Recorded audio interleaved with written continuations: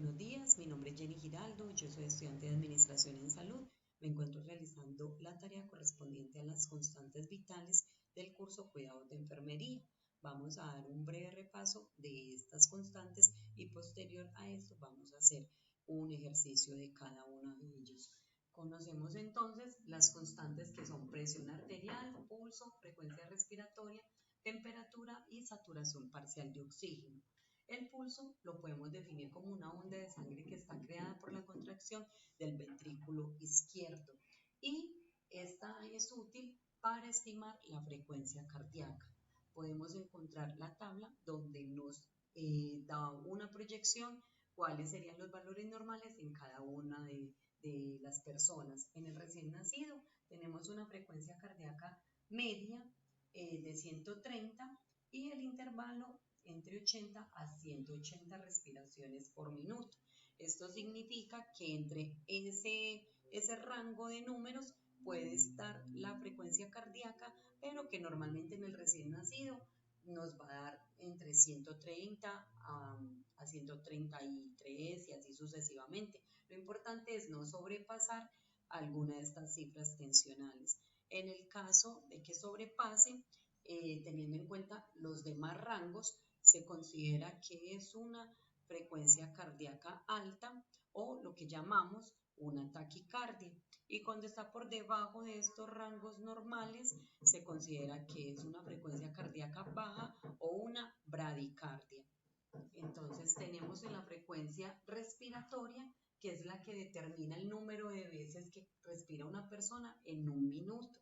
Y a través de la inspiración, que es cuando yo tomo el aire, y, o sea, inhalo, y la expiración, que es cuando lo boto, es decir, cuando yo exhalo el aire, de forma automática, y esto es regulado a través del sistema nervioso central.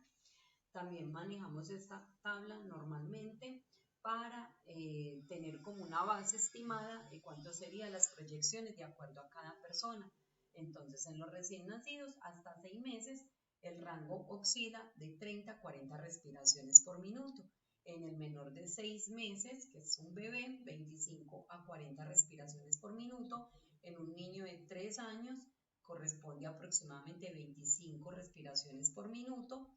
El niño de 6 años de 20 a 25 respiraciones por minuto, en el de 10 años de 18 a 20 respiraciones por minuto, mayores de 65 años de 14 a 16 respiraciones por minuto y los mayores de 80 años de 10 a 30 respiraciones por minuto. ¿Cómo podemos tomar la frecuencia cardíaca o pulso o la frecuencia respiratoria? Simplemente podemos coger como ejemplo verificar el pulso en la parte radial, que es donde yo estoy mostrando mi mano, y cuando detectamos el pulso, que es algo que hay una titilación o como una pulsación, entonces cogemos un reloj y en un minuto contamos cuántas veces está pulsátil la persona latiendo el corazón. Entonces, ahí podemos identificar en un minuto cuántas respiraciones es. Si de pronto queremos hacerlo más corto, lo que hacemos es en 15 segundos contabilizar el número de pulsaciones y esta cantidad que nos da la podemos llevar o multiplicar por 4, que corresponde a lo que hay en 60 segundos.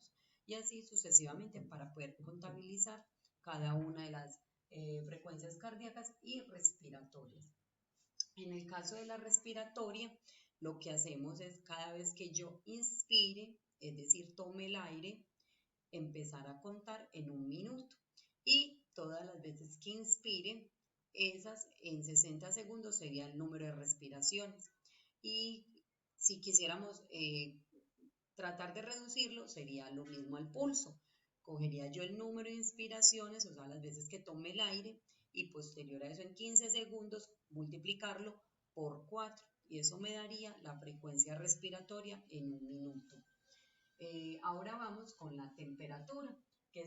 ¿Por qué es importante? Realmente es muy importante ya que afecta la cantidad de oxígeno que puede transportar el agua en el momento pues, que se dé. Entre el agua a menor temperatura transportara sería mayor cantidad de oxígeno.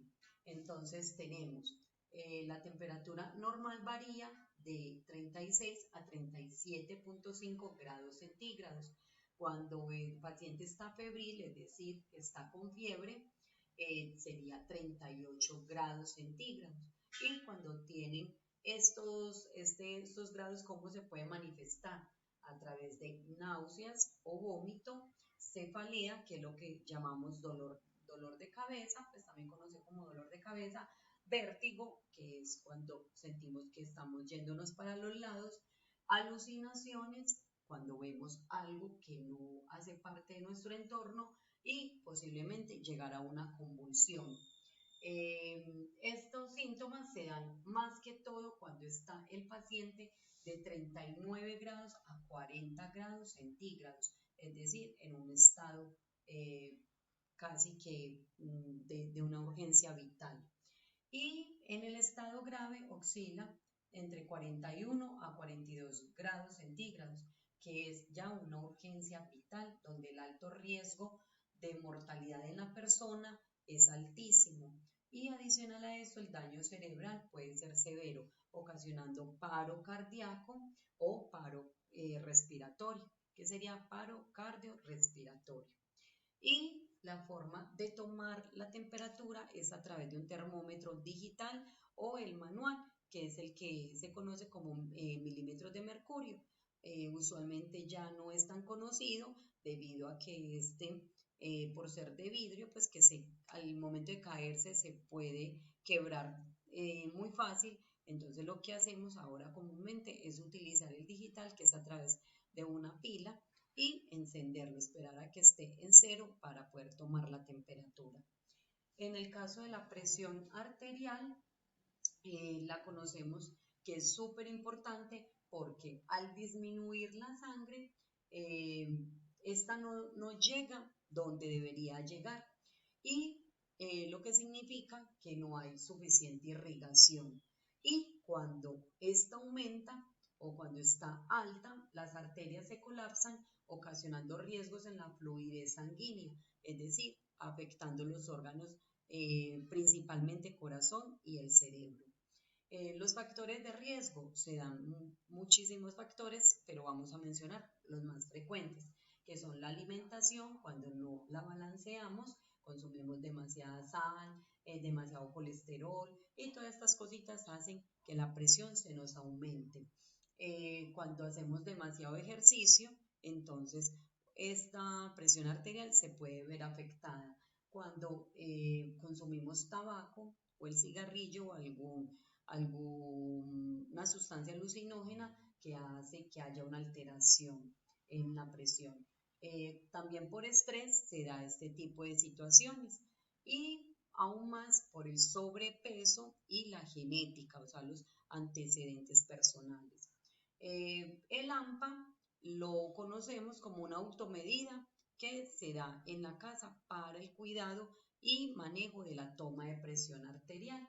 Es importante y pues básicamente podemos mencionar que hace parte de un signo vital muy importante porque esta toma de presión arterial podemos al controlarla poder garantizar que hay una disminución de posibles riesgos que se puedan aproximar a que el paciente pueda padecer de esta enfermedad y posibles desencadenantes de otras más. Para ello debemos de tener en cuenta al momento de tomarla, tener un reposo de 20 a 30 minutos, es decir, que la persona haya estado 20 a 30 minutos sentado en un ambiente tranquilo, que no esté pensando en lo que le falta por hacer, en lo que ha dejado de hacer, simplemente tratar de tener un momento de relajación. Y adicional a eso, no cruzar las piernas, que la silla esté cómoda, colocar el brazo sobre una superficie plana para que éste no esté sobre el aire y colocar un brazalete que de acuerdo al paciente que se le haya a tomar la presión, es decir, si es un brazalete pediátrico o de adulto, entonces colocarlo de 2 a 3 centímetros por encima del codo, sería esto. coger sobre a nivel radial y 2, 3 centímetros, o sea, poderlo tomar por encima de este, cuyo fin es poder garantizar de que la presión nos va a dar lo más exacto posible. Y adicional a esto, poder garantizar la toma de la presión arterial. Para la toma, afortunadamente, ya contamos con elementos que son digitales, es decir, solo basta con tener un un tensiómetro digital que se los voy a enseñar, sería este, y es si no, encenderlo, donde él, en el momento en que usted lo encienda, va a empezar en cero y va a empezar a insuflar. Obviamente habría que tenerlo sobre la persona para poder que nos dé un valor real, pero entonces como yo no lo tengo hacia alguien, lo mejor es tenerlo apagadito y ya en el momento en que lo vaya a usar, ahí sí colocarlo sobre el brazo de la persona como si fuera un reloj, teniendo en cuenta estas precauciones que he mencionado. Ahora vamos a la parte de la práctica. Bueno, ahora vamos a seguir con lo de la toma de la presión arterial. Tengo al paciente Gonzalo Tavera, es el tío que me va a colaborar para esta actividad. Entonces, lo voy a usar a través del fonendo, que es el que tengo en mis manos, es el que me va a poder ayudar a auscultar las pulsaciones para poder identificar cuando nos dé un valor real. Y tenemos el tensiómetro, que es el brazalete de adulto en el que momento tengo en la mano para poderle tomar la presión arterial. Como lo habíamos explicado inicialmente, lo ideal es que el tío en este momento esté en reposo, que haya estado de 15 a 20 minuticos mínimo en un ambiente tranquilo y poder garantizar que la presión sea adecuada. Entonces, no tener las piernas cruzadas, como lo habíamos comentado, y en una silla cómoda. Entonces, vamos a validar esta parte que sería inicialmente ponerle el fonendo.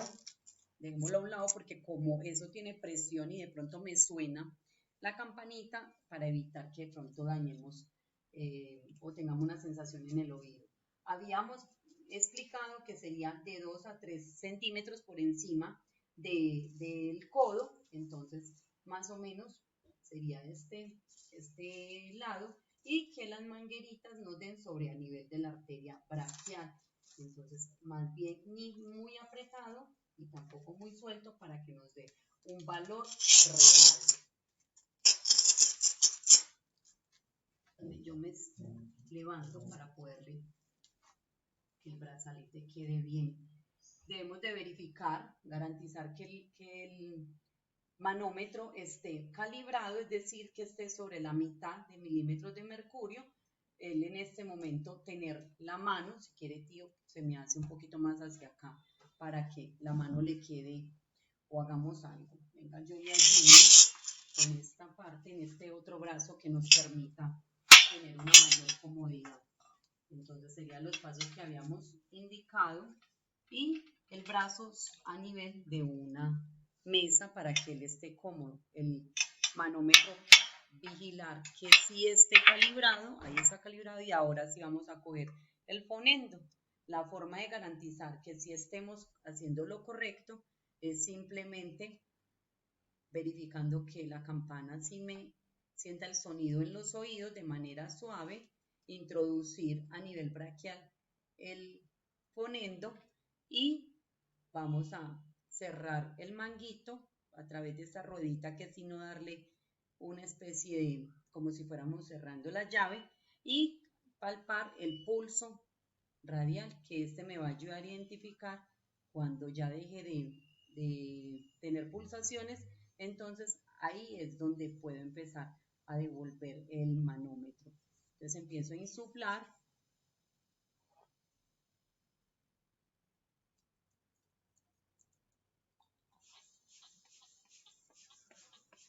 Más o menos hasta 100. Y después de esto, dejo de manera despacio, voy desinflando o abriendo la llavecita para mirar en qué momento empiezo a tener la primera pulsación que es el que me va a dar la presión sistólica, y